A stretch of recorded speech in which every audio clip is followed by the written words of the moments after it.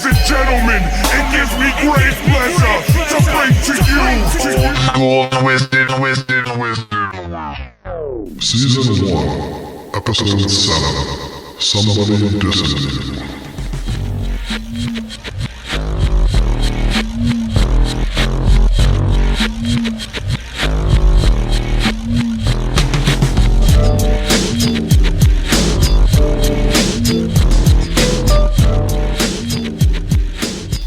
Welcome everyone to episode 7 of your favorite Juggalo podcast, the Juggalo Rewind. I'm Peter. I'm here as always with Chris. What is going on, Chris? Howdy, how's it going? Oh, okay. 7. That's pretty impressive. Yeah, Made we're that far. We're rocking and rolling so far. Halfway, maybe? I don't know. They said it wouldn't last. Can't believe they're still having it. By they, I mean us. Them, they. That's the second time. The Juggalo Rewind in general. How many times are you going to make that joke this season? All the way to the anniversary. Anyways, we are the Juggalo Rewind. This is season 1 where we talk about Mostasteless, and you already know that because you've been listening faithfully this whole time. If you want to find us on social media, we are on Twitter and Instagram at JuggaloRWD. You can find us on Facebook, Juggalo Rewind. You can email us, juggalorwd@gmail.com. Website is Juggalo Rewind. We're finding a theme here. They're all very similar. You can listen to us on Apple, Spotify, Podbean, Google, anywhere you listen to podcasts, except for YouTube. You can find us there. We'll get there eventually. Stitcher, I don't think we're on yet. Everyone's there. I'm not sure we are. Just throw us in your Google search. You'll find it somewhere. You'll find us somewhere. Also, don't forget that we have our ongoing contest all season long to win a brand new, edition, brand new, I don't even know where I'm spacing on that, a copy of Mostasteless on vinyl. Yep, not on CD, as Pete always says. Yes, vinyl, another archaic form of media that Chris listens to that I don't, but I'm the asshole because I like CDs. Anyways, you can win that vinyl 3 different ways. You can give us a review on Apple. You can find our pinned tweet. Easy for me to say. Pinned tweet on Twitter and share that and tag yourself so that we know who you are. And follow us, not tag us. Follow. Because if you don't follow us, we won't find you. Yes, a follow and a retweet, as Pete stumbled around there. And then I'll stumble even worse on the third one. On Instagram, you find the post about the contest. Tag a friend, like it, and again, make sure to follow us so that we can find you. The Instagram post is buried a little bit. We try to share it to stories every once in a while so people, pop up on their feed so they know, oh, there it is. So, yeah. We should probably repost that every once in a while just so it keeps... Yeah, true. So we can make it easy for everyone to find. So you can do all those things to help the cause, which is spreading the word and getting your name in the running for a cool little prize. This week... We're jumping right into it. Let's go. All right, we are talking episode 7, Somebody Dissin U by Twiztid. It's a nice funky little one. I call this one Juggalo elevator music. One of you called it Juggalo elevator music just now. 5 minutes ago when I found that sweet sample in it. We'll get to that later. We're going to get to that real quick. If we're going down our normal list of things, and we obviously don't have a guest today, so we're just going to jump right into the song. You ready? Let's go. Somebody Dissin U, producer, the one, the only, Scott Sumner. Which we've been still trying to get to the bottom of Scott Sumner, like how much work he's done on these tracks. We've tried putting some feelers out there. We've heard a little bit from him, not right. Secondhand from him, that yes. He kind of says they brought a lot of this to him and he didn't do much. So yeah, that's the big question I think of this podcast is we love these Scott Sumner songs, but yeah, how much was his and how much was already Twiztid messing around? They're heavily sampled. That's one thing we could say. A lot of these early ones are heavily sampled. Maybe that's why they're so sweet. Maybe by the end of this season we'll get some more answers, or we'll at least be able to share with everyone what we know, because we've been gathering bits and pieces, but we'll save all that for the very end. We'll wrap it up. Sorry, I put a little spoiler in there, but that's okay. Well, that'll keep people listening till the very end. Time on this track, 3 minutes and 33 seconds. It seems faster. It seems like a quick track, you know? Yeah, it does. But maybe it's the, I don't know. I was about to say, is there like a weird, like long, oh, the outro is really It drags long. on. Yeah, I was say the 2 verses kind of fly by. It's a fun little quick one, but yeah, 3:33, I guess. More like a 3-minute track. Probably. 333, like the Zug Island CD. Oh, It's all, I do that one. It's all coming through. don't get me started. As we said, this is number 7 on the track listing for the original Mostasteless, and it is not, I repeat, it is not on the reissue. We had a one there. Our last one was on both. A little, changing the flow, but yeah, now we're back to an OG one. Yeah, goes back to one of my early statements this season that it's kind of taking the Sumners out of the equation here. I wouldn't say the Sumners. I would say more the ones that have a very HOK feel, and this one definitely has that. I feel like those are all the Scott Sumner Well, songs. they definitely are, but there's a few Sumner ones that kind of have a more of a Twiztid sound. Those first couple are all-timers, or as you would say, they're in the pantheon. You're such a suck ass. I don't know why you're bowing down to the boss like that. Who? You. Who's the boss? You're the boss. I'm not the boss of anybody. So as we said, this is not on the reissue, but it's number 7 on the original. That being said, it's not on the demo. It's not on the House of Horrors tour. So this is kind of an anomaly in the world here. Like it wasn't one of the originals that they brought with them, but it was clearly one that they had made. Mm-hmm. So it's I don't know, we kind of split the era between like pre and post signing, but this one's kind of in the gray area there. Right in the middle. Yeah, it definitely. We go through the lyrics and the sound. It definitely feels like a pre-signing track, but yeah, maybe it's one they didn't feel that high on. I mean, yeah, they at least had it in their back pocket, but they didn't throw it out there at the very beginning. So we'll get to it later. I feel like it doesn't really mesh with the rest of this album. Yeah, there's some weirdness to it, but we'll get to that, as you said. So those are kind of the details on the actual track. You want to jump right into the lyrical dive? Yeah, we could get rolling. There's if you had something else to say. We were just talking about being on the House of Horrors tour. I was curious. You seen it live ever? I don't remember ever seeing this live. This song live? I mean, maybe early on. I don't know. It's kind of hard to say. I would like to say we haven't mentioned it this season, but when we say have they done anything live off of this CD, they did the Mostasteless tour. Right. So they did all these songs live very recently. Yeah, but that's a special occasion of when we say it, we mean like, did they do it on a regular basis on a normal tour? Not that I'm just clearing the, don't get all shitty with me. I was agreeing with you. Calm down over there.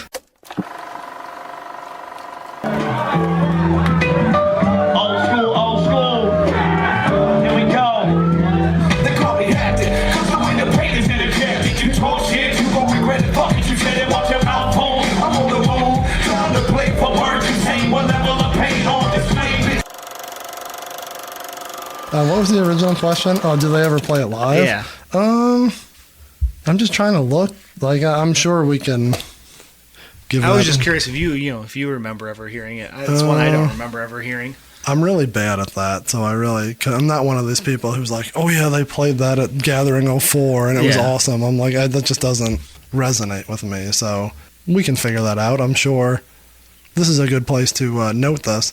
At the end of the season, we're likely going to have a wrap-up show that kind of ties up questions that we had.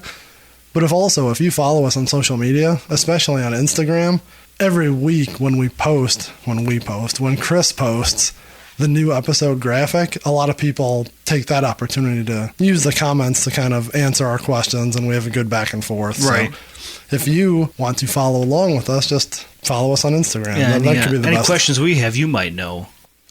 Dive in there. Give us some feedback. Yeah, it's a nice little back and forth with everyone. So if you've seen it live, let us know. I'm sure they have. I just can't think of it off the top of my head. I mean, early on they don't have a lot to pull from, so they probably were. It's a solid song. Yeah, I mean, we haven't really talked about that, but they're opening on the Wiki Clowns from Outer Space tour.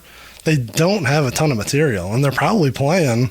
Yeah, basically the whole album. Yeah, they're playing for at least a half hour, so I mean they got to be playing a lot of songs. Right. There's some out there. If you go on YouTube, you can search some shitty videos. Yeah. Where are we going? Oh, we were going lyrics. You were trying to avoid the lyrics because you didn't want to talk about this? I was just thinking of the tour there and wanted to bring that up. All right. Avoidance is the key. We've kind of gone back and forth this season with two types of songs, and I think we'll do that forever and ever. You either have the storytelling song or the just kind of what we call random rapping, sounding good song. The drive around in your truck, nodding your head track. That's what this is to me.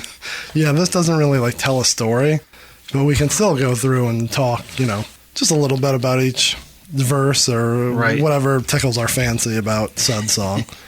If we're going through this, let me look at my notes real quick. Oh, it's funny that I have live ? On my notes, so it's like you're looking over my shoulder.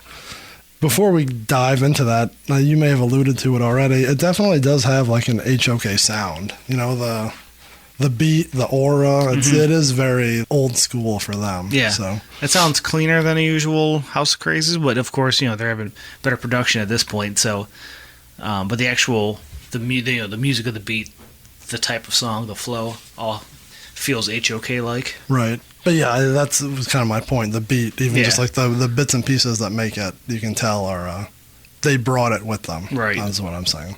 And what the song is about, maybe we're jumping a little ahead, but I don't know if there's like an overlying theme to this. Do you have like a...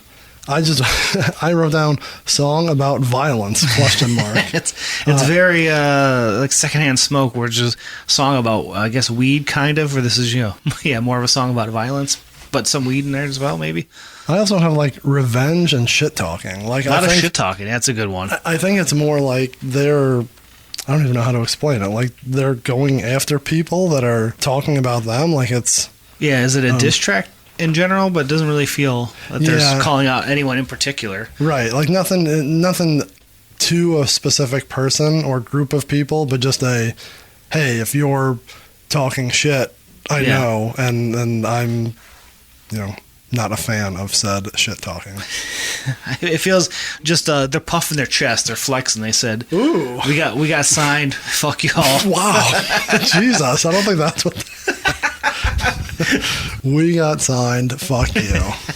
I don't know. All right. Well, that's it. Just feels like they're bragging and they're boasting. I'm bragging. I boast about nothing. I don't think they're bragging. I think they're just saying if you're. I guess not bragging. Like I said, they're feeling good. They're feeling cocky and confident. They're just letting you know. And they'll beat your ass if you don't agree.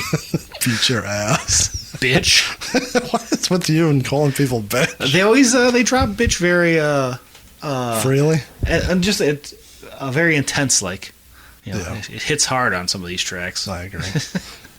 We were talking about how there's an HOK sound right off the bat. First line, they call me hectic. Right. So we've gone back and forth with that. That doesn't necessarily mean that they wrote it or that they recorded it before Psychopathic. That could just be their own nicknames for each other, but it's still kind of a telling sign that...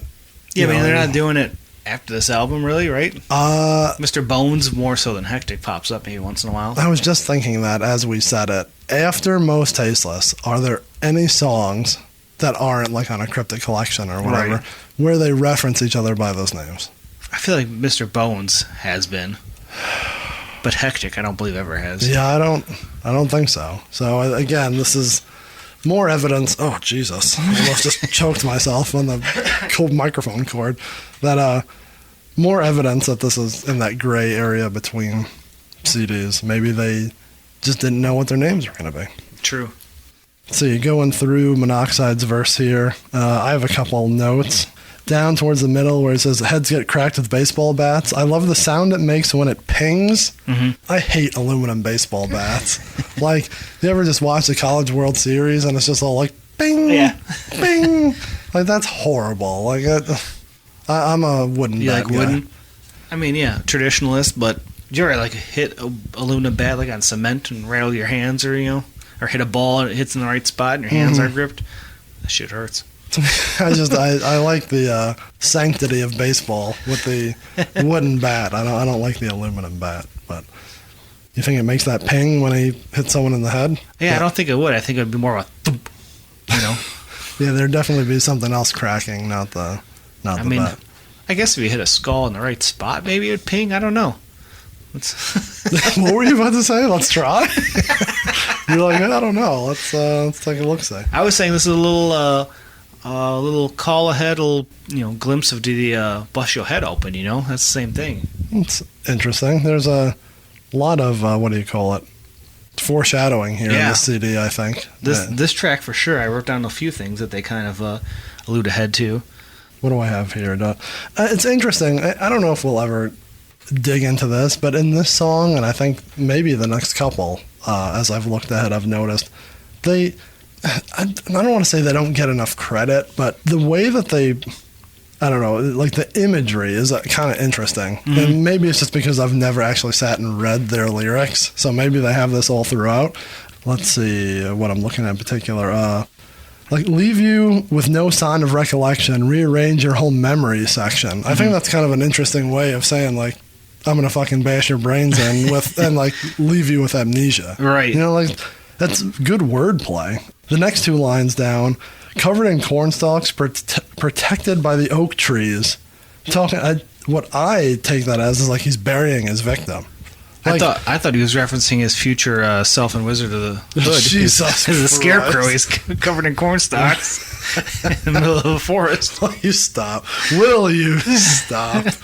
I'm also touching the wrong volume here as you're yelling into the mic. No.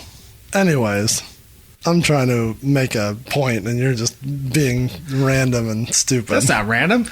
He was a scarecrow. He was. And he's in the cornfields. Okay, why do I even bother? We both noticed as we were studying for this, if I get hit by the cops, I'm going out like Val Kilmer. And you've never seen the movie that's why I asked. I'm like, it's got to be a movie from that era, but which is crazy. Again, like good wordplay. That he drops heat right the after. The very next line, heat the whole squad, and I assume that is referencing the movie Heat. Mm. Did you watch that clip that I sent you? No, because I want to watch the movie. Yeah. It's fucking star-studded, which is like it's Pacino, Kilmer. Is De Niro Nick Nolte in it? I don't know if Nick Nolte's in it. Why would that make it star-studded? He's a big name. It's not Blue Chips. That's the only Nick Nolte that I recognize. But no, that's a really good movie, and what I haven't seen it in goddamn 20 years, but the scene they're referencing is when, spoiler alert, when they have a shootout with the cops, and it is insane. I mean, it is just machine guns constantly, like fucking Rambo in the middle of a city. So yeah, going out like Val Kilmer. So is Val Kilmer a bad guy in it? I mean, I haven't seen it in forever, but if you're having a shootout with the cops, I'm assuming that you're the bad guy.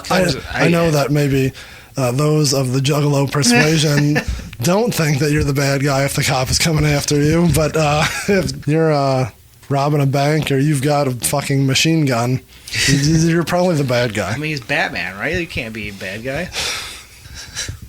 I've never seen Val Kilmer as a bad guy. Here we go. He's not my Batman. Who's your Batman? I don't know. Who's your favorite Batman? Adam West. That's the real answer. 100%.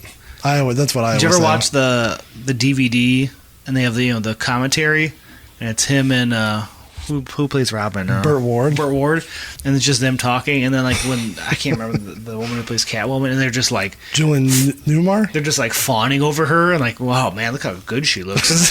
It was so funny. I'm like, man, you guys are creeping. That's great.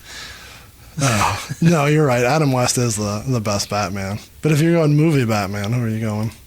I mean, for the movie, it's got to be the Dark Knight trilogy, right? Like, yeah, was that Christian Bale? Yeah. But I don't think he's the best Batman, but those movies were the best. Yeah, I don't know. I might go with him. Not George Clooney. Yeah. Or I haven't seen the Affleck ones. I hear he's okay. Yeah, I don't mind him. I don't know. What about Jamie Mandrox? What about Jamie Mandrox? He's Batman. We went off on a tangent there. I apologize to That was everyone. me pulling us back. See, I'm doing my job. I'm pretty sure you're the one that pushed us off into that. I was just saying Val Kilmer's not a bad guy. I don't think it's weird to hear. You really want to go off on a tangent that he hasn't? Wasn't he like Wyatt Earp in Tombstone? He's one of those guys that like. And me and my wife talk about this all the time. He's obviously famous, right? Mm-hmm. He's a huge movie star. Why? Like what? 5 movies he's been in. Yeah. Go. I mean, what's he been in the past 20 years? Well, that doesn't. Not even that. But like, why did he get famous? Like, what was he big in that like he blew up in? Batman, right? No, he was big before Batman. Yeah. I don't know. But we can't name anything. Like, why is he a huge name? He's a hunk. Have you seen him lately? No. Google that while I talk about my next spot here. Also interesting that he ends this lyric with "murder for hire." Better believe I deliver. Like I feel like the whole song is about like just not random acts of violence, but getting back at people who are wronging them. And it's just funny that it's like murder for hire. Like now he's a hitman. It's kind of he went from a serial killer a few songs back to now he's getting paid to kill. Maybe.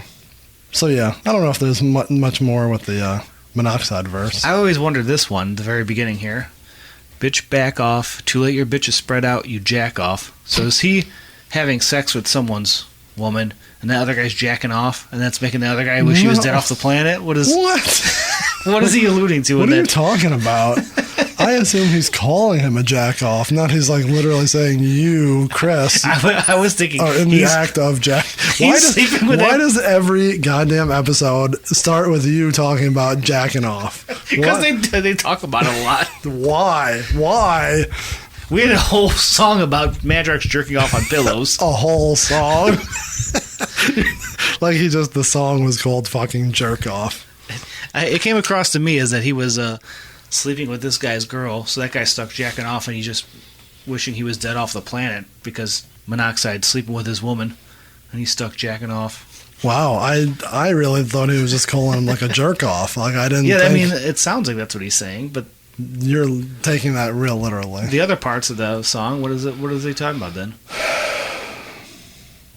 I don't know. C falls up, can't understand it, let me explain. And then he just talks about something else. So he doesn't explain it. Much like our podcast, we just take you in one direction and then just right in another direction. I think that's the theme of this song is non sequiturs and inconsistencies. That's it's what we do best, so maybe it's a good thing we're doing this. Also, if we're still talking about this, even though I tried to close it out 5 minutes ago, the verse where he says "freeze, motherfuckers," like I think because this may be not a staple, but I may talk about this in the future. When the beat changes like that, I think it's interesting. Like that catches my ear. Oh yeah, his verse kind of.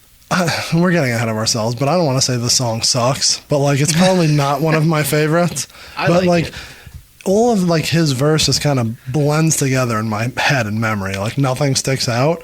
But that part, because the beat changes and it kind of just like changes his voice, like the freeze, motherfucker, dun, dun, dun, dun, dun, yeah.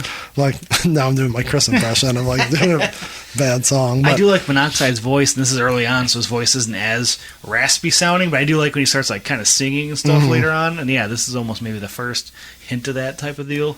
Well, speaking of singing, let's just get right to the hook. I wrote horrible hook. Like I know, I guess I'm not artistic. I know where they're going with it. It just sounds like, they're boys and it's like not polished, but it's fucking awful. Like it's just there. I don't know. Yeah. It's like they're trying to sing it. It's just, I don't think it's good. And also, do we know who it is? Is it maybe we're, because we know what's to come, but is that supposed to be like Madrox and Blaze? They're singing the hook, you're saying? Yeah. I always thought it was just Madrox. I feel like it's more than one voice. I thought maybe they just like doubled it up or, layered it. All throughout the song, especially at the beginning and the end, you can hear there's like chatter in the background, like they're in the studio, which is cool. I think we talked about that on another episode.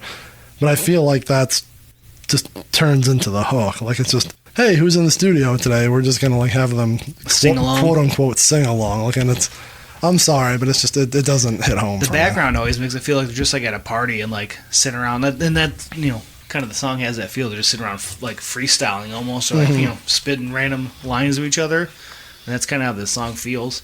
So that's background noise fits on that end to me.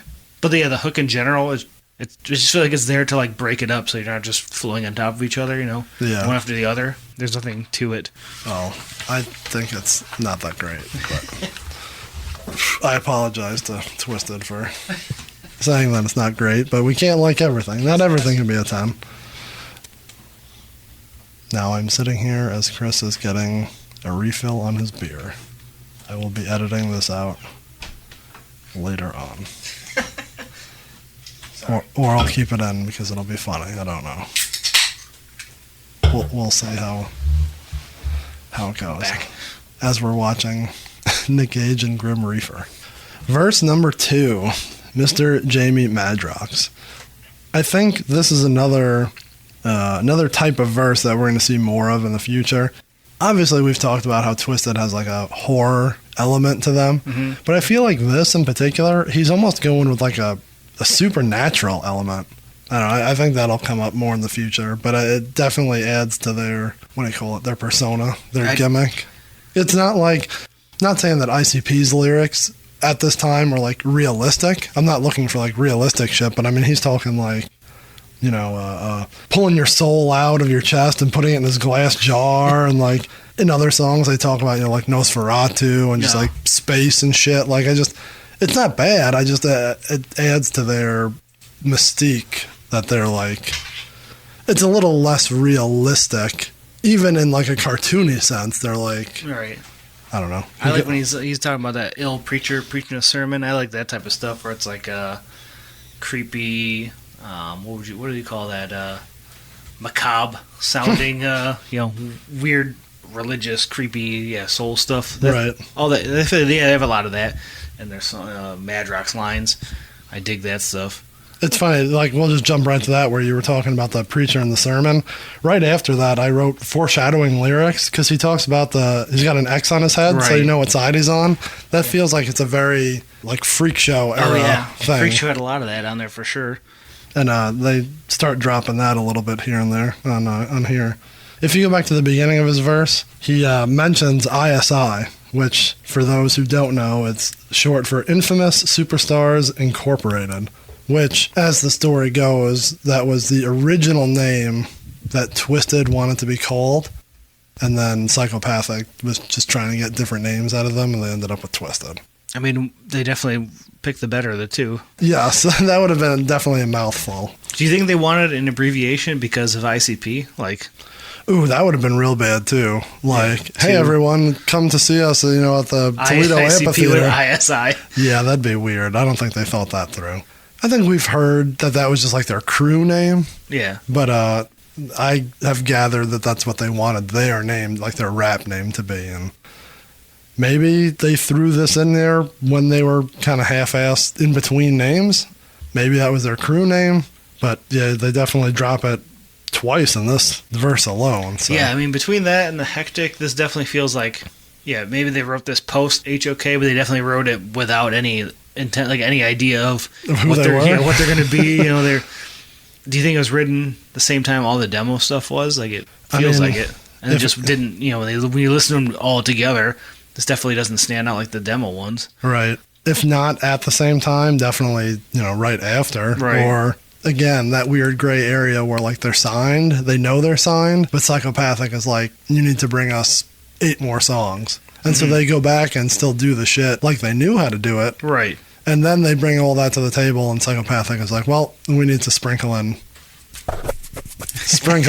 our stuff. So, yeah, this is definitely that gray area in between, where this is just up to Madrox and Monoxide. What else do we have with his lyrics? The one thing I do like, and we're going out of order here, towards the end where he says, fuck a beat because I rock a cappella, I love that they drop the beat when he does that. It's perfect. I don't know. I always just rock back and forth when I listen to it. Because he's always had stage when he sings like that. He goes back and forth. I could see him rapping along back and forth like that.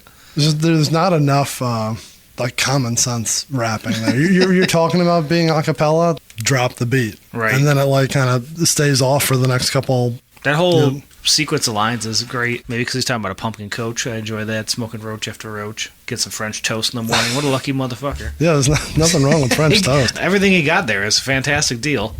Man, not much better than a good French toast.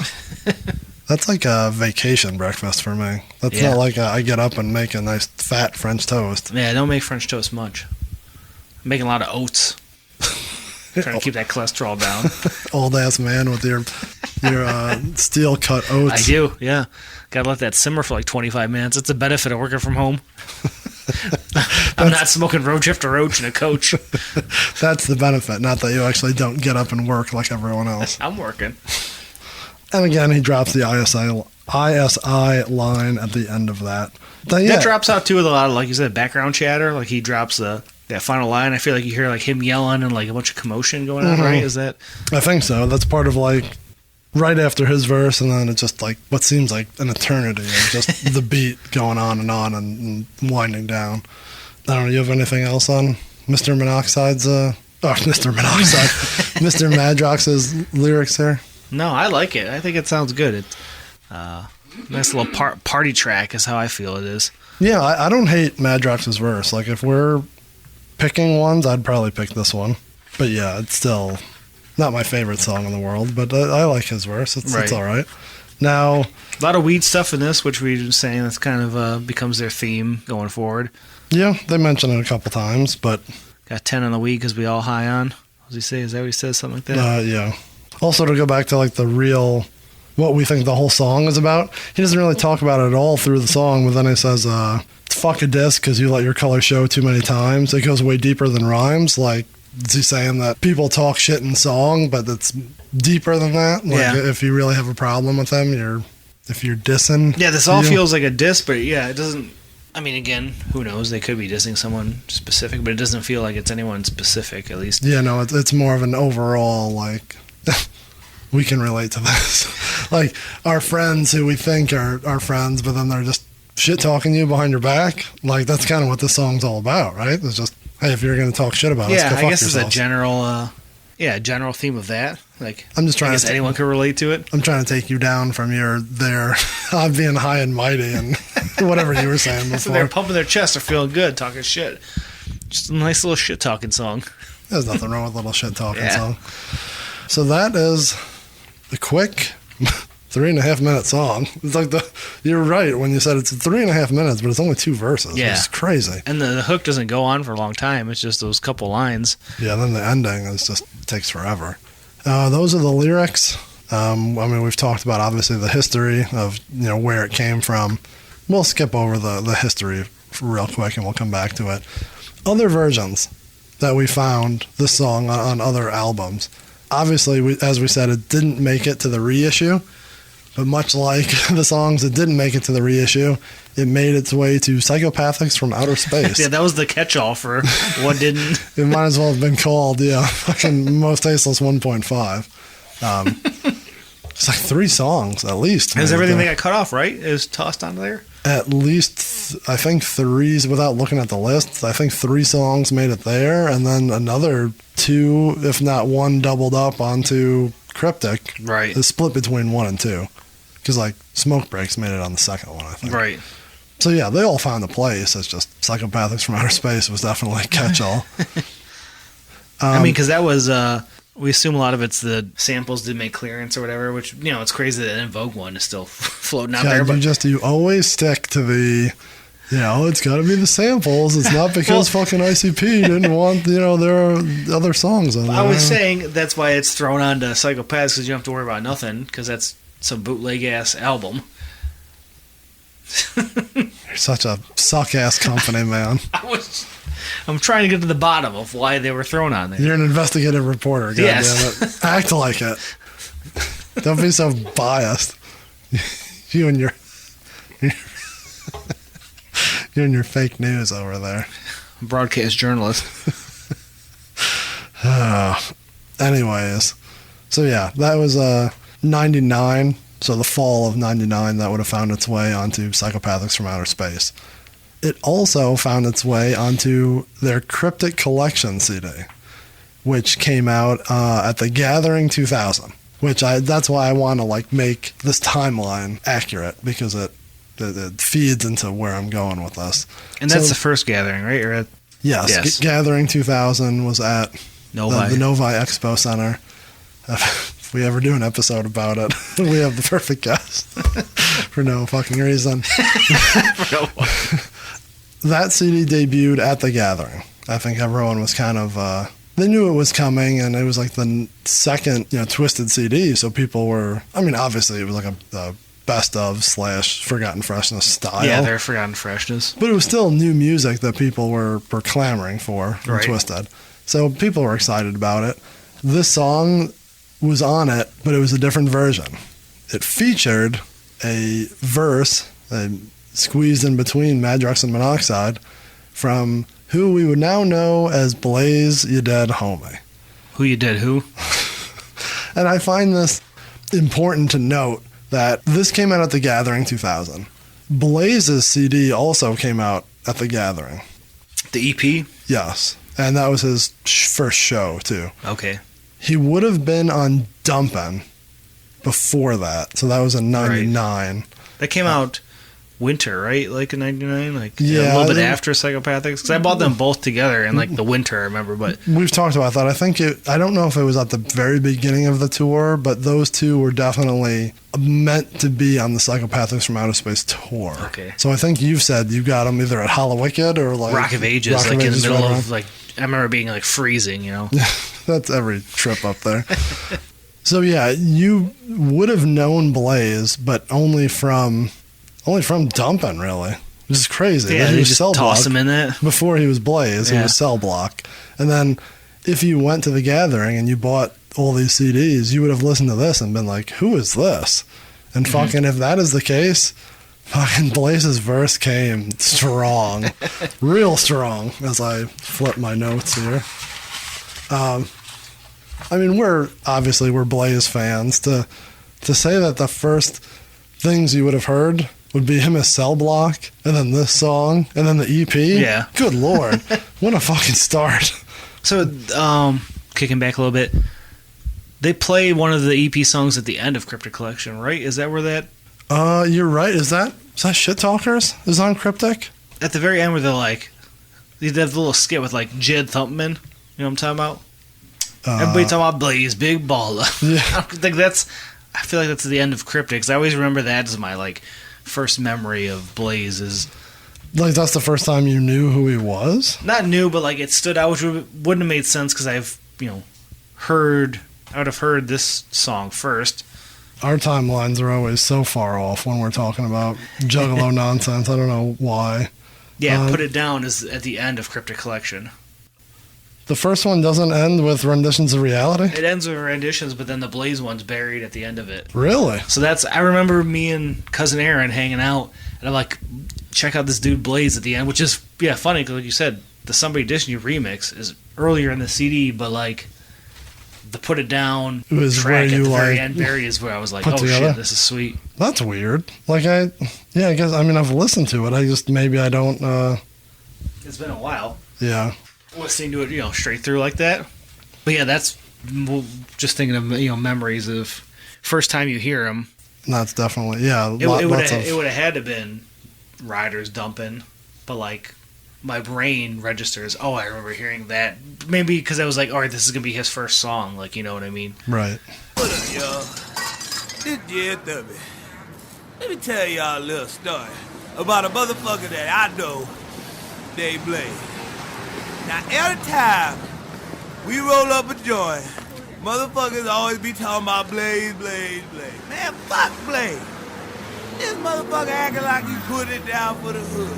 Talking about everybody know Blaze, big baller. I don't give a fuck. That motherfucker don't get no special treatment from me.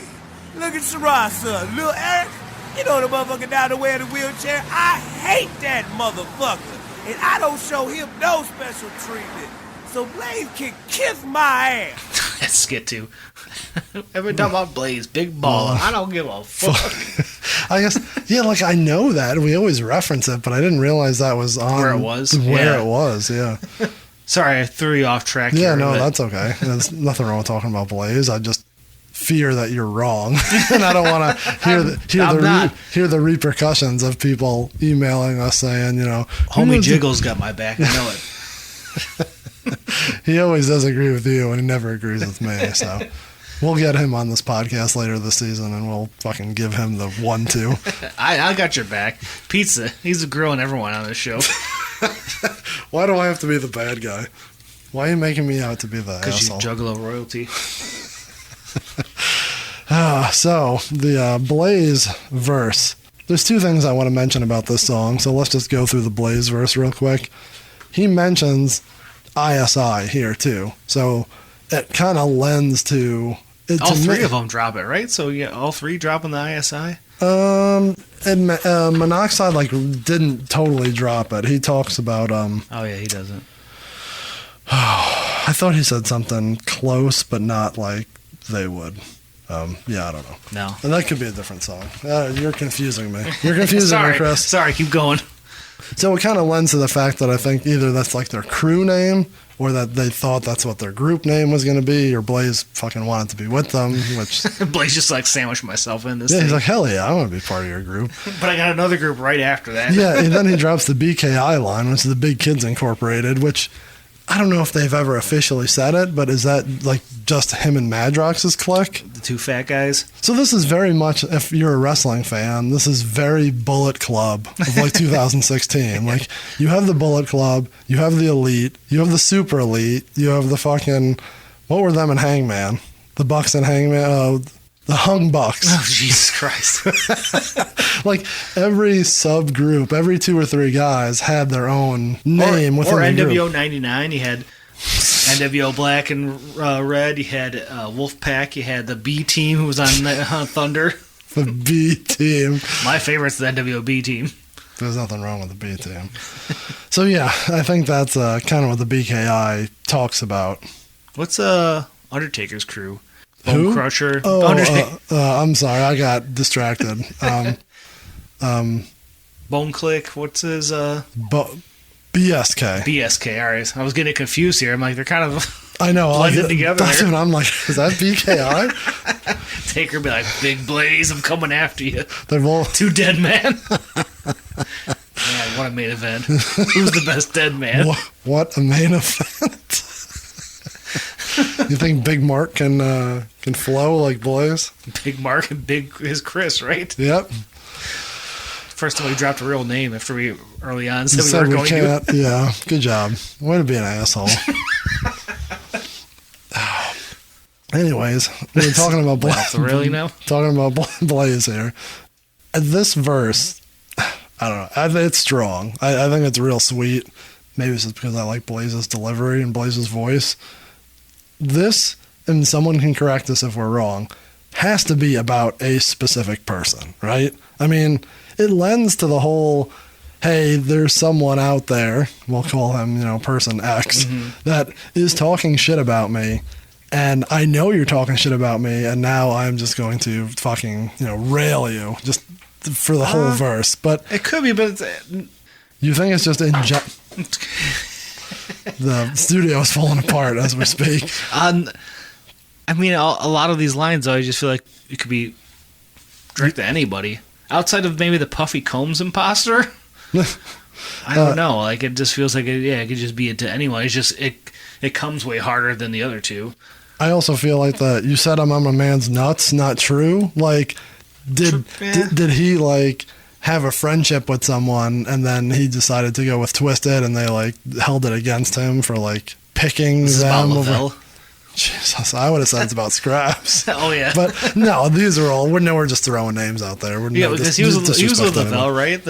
That time frame? No, or is that it was after? no, ABK was with Lavelle. Oh, yeah, they were in yeah. Crazy Clan. Yeah, But you're then right. That was Crazy Clan. Blaze was with Scraps and Two Crazy Devils. Yeah, that's what it was. All Two like- Crazy Man. All 8 of those guys were just all in different groups. Yeah, different groups within each other, and then they just like switch it up. Shit talking each other, maybe Uh, speculation.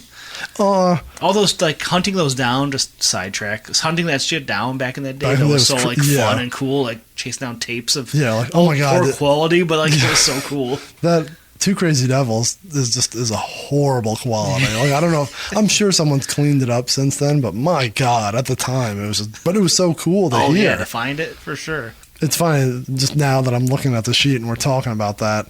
The clicks within a click. It's kind of like M&E right now. Like, Yeah, for sure. They have, Riders is everyone, and everyone has their own group, and Blaze is with ROC in a group, and then they have like We were just Eastside talking about the Ninjas, Zooligans and like the whole their own little culture. and they have the Venomous Five. Yeah. There's everyone within the group has their own subgroup. That's always been a Juggalo thing, I feel like, from the start. Because it goes back to wrestling almost. It does. ICP never really did that. Yeah, I think it did.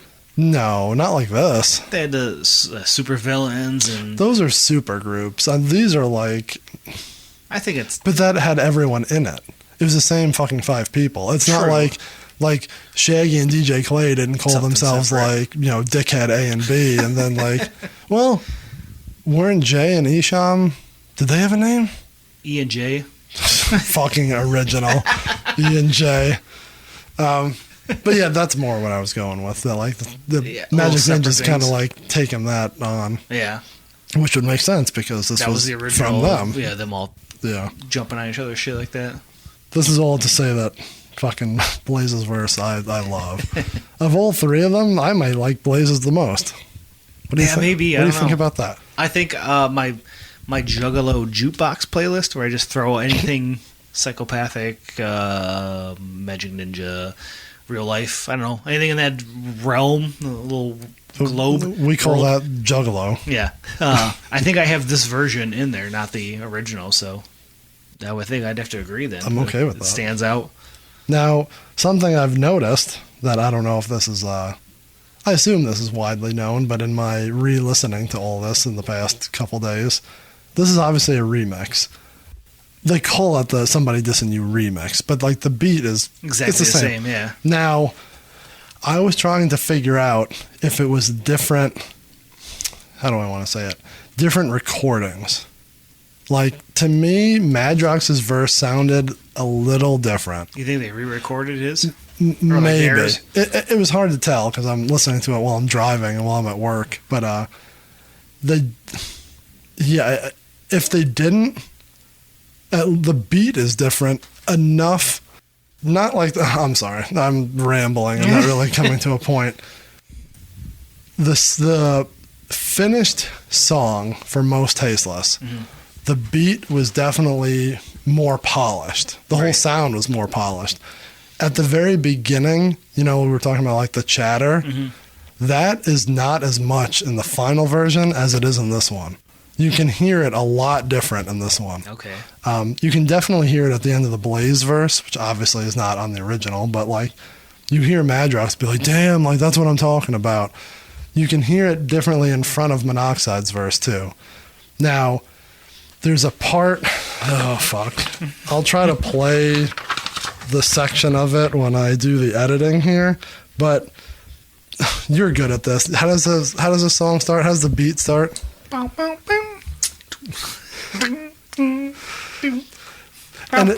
it does that for the first couple lines, and then there's like the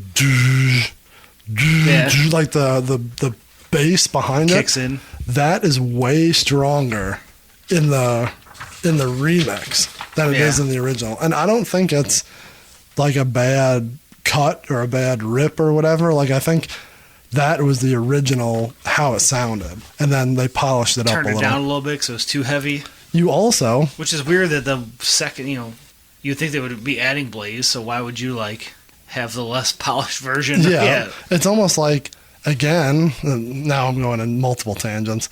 This version was how they recorded it. Yeah, at first they had Blaze already. Yes, like they had this song in the can. They brought it to Psychopathic. They, not horribly, not like, I know why they did it, but they cut Blaze out. But then they like revamped, maybe re-recorded, but definitely like polished up that song. Cleaned it up. Because if you notice, as I mentioned earlier, how I like how when he says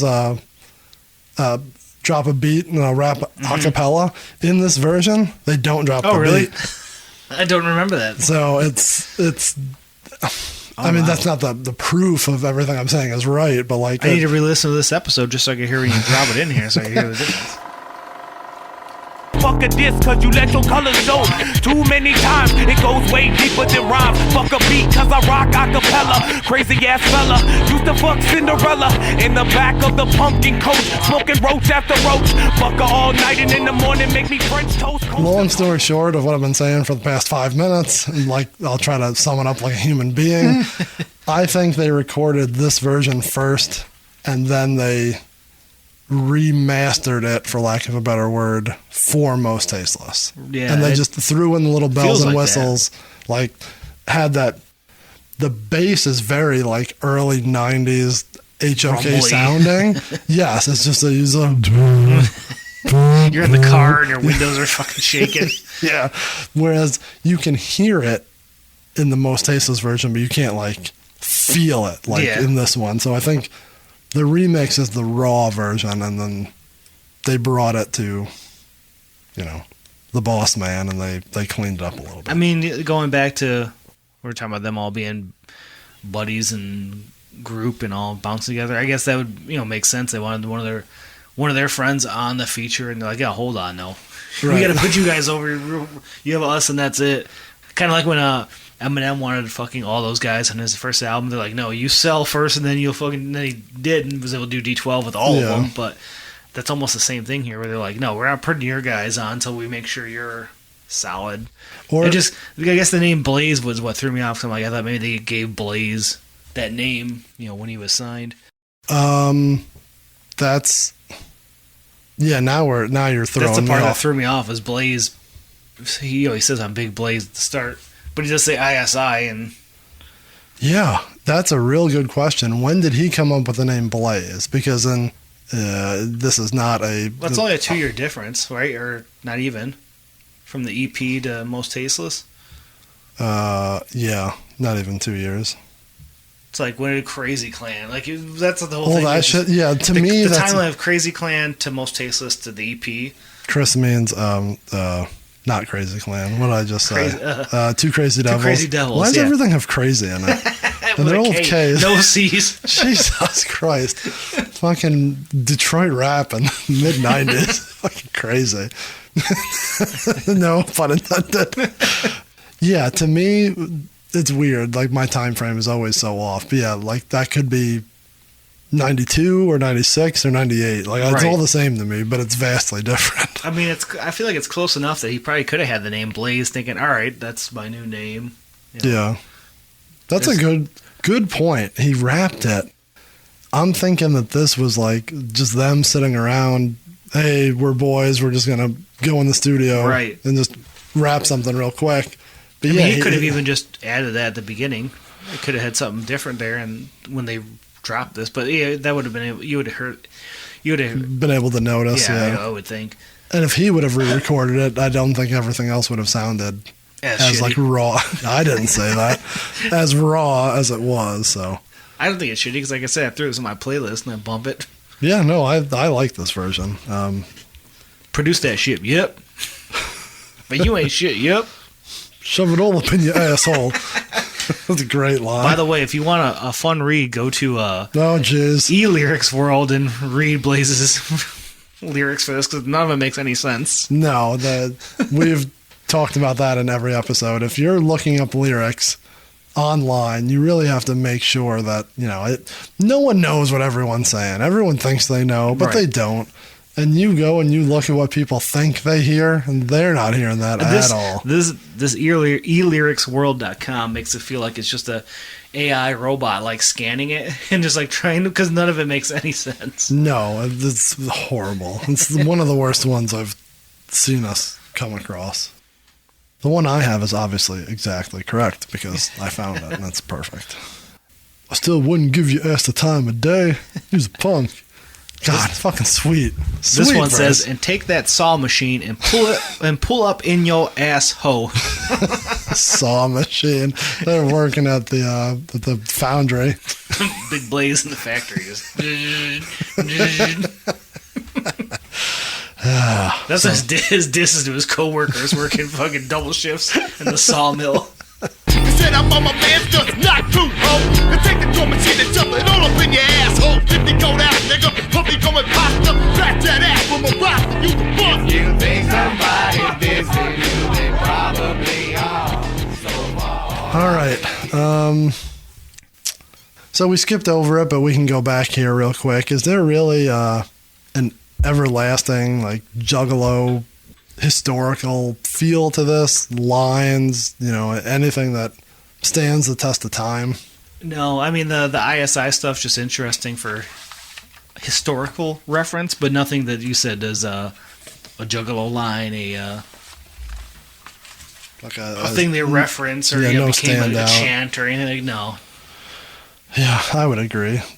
We talked about the other versions, so I think we're just going to jump right into... We didn't discuss the sample sorry. on this. Oh, I forgot. Go right ahead. There hasn't been any samples in a while here. You got to jump. The sample should be like the first time. I know. What are you doing? We got sidetracked. But this is a very sweet sample by the Cannonball Adderley Quintet. We'll have a link to that in the notes and on the website. Track Capricorn from Music You All. 1976, and it's a very slowed down. When you hear it, you could hear it.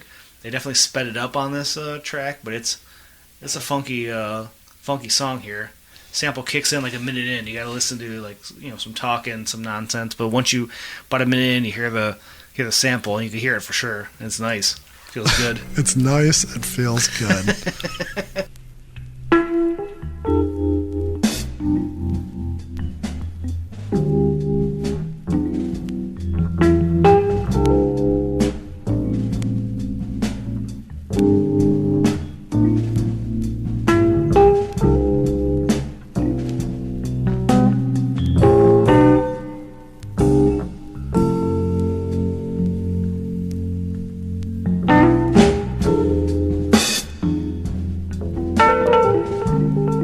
Is that where you're always now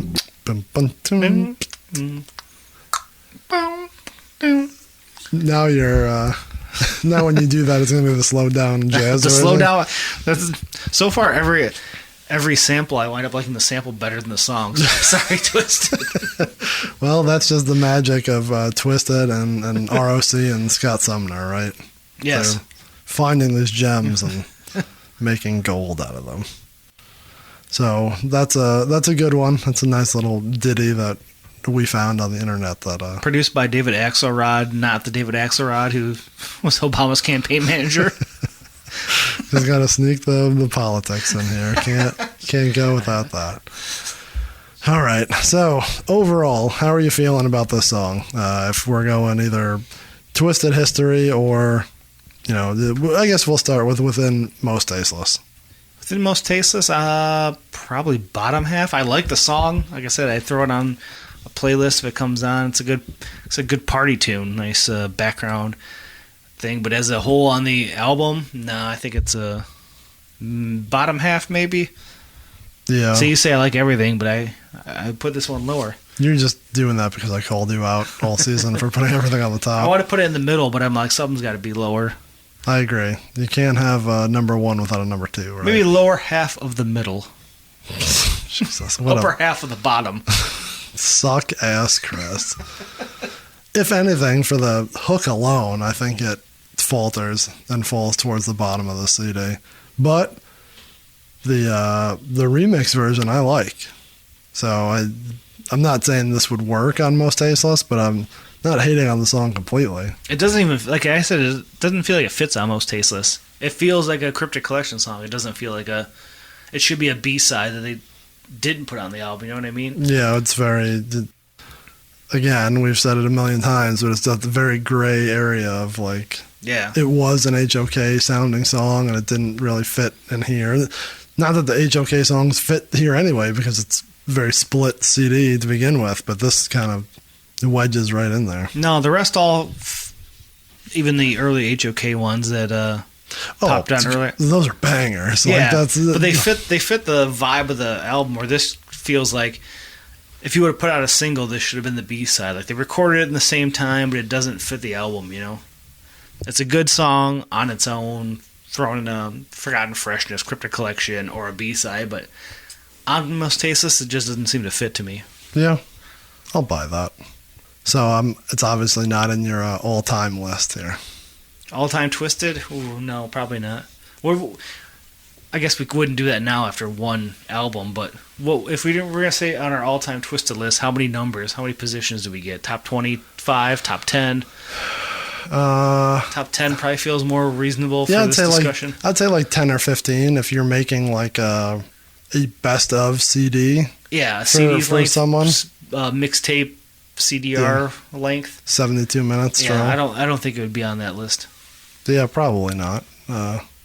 But they all can't be. I don't want to say they can't be winners, but you can't like every song, and maybe you, the listener, loves the song, and that's fine. Mm-hmm. You know what I mean? Maybe you don't like Murder, Murder, Murder. That's fine too. It's you like what you like. Only some people like jerking off on pillowcases. That's Pete.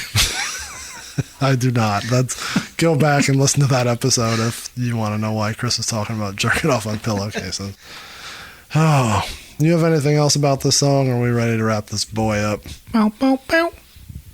Ding. That's all I got. Are we gonna have a long, drawn-out outro just like the song actually does, or just ramble on? Just a lot of chatter. It's kind of like how we end every episode because we don't know how to end. So I'm going to take this opportunity to end this episode here. Thank you for listening to the Somebody Dissin U episode 7 of Season 1. We're trucking along here. Don't forget to follow us on Twitter and Instagram at JuggaloRWD. Facebook, also Juggalo Rewind. Email us. We don't get enough emails. JuggaloRWD@gmail.com. You can go to our website and listen to our nonsense and see some of our fun videos at juggalorewind.com. And you're listening to this on Spotify, Apple, anywhere where you listen to. If you're on Apple, give us a little rate ski, a little review ski. That's good for the algorithm, as they say. It is. And wherever you're listening to it, feel free to download. You don't just have to stream. We argue about how that affects our numbers, and we just... No one knows. No one knows. Well, I know people know, but these two assholes don't know. Definitely not. I know that we have one person listening in the Philippines and 2 in India and the 3 in the UK. So make yourself seen. We want to know who you are. Did you just accidentally click us? What the fuck is this shit? Did you mean to listen to one of the other Juggalo podcasts? It's possible. Who knows? But now you found us, and now you love us, right? Yeah, how come there's only one? Did Mr. Philippines only listen to the one episode and not like us? I'm sorry. So I hope you're listening to this one, and I hope you didn't shut it off by now. All right, that's it for this episode. Thanks for sticking around. We will see you next week on the Juggalo Rewind. Bow, bow, bow. Meow, meow, meow. All music played in this episode and in this entire season is owned by the respective publishers and copyright holders and is reproduced for review purposes only under fair use. Season 1 of the Juggalo Rewind, Mostasteless, has been produced and distributed with full permission from Magic Ninja Entertainment.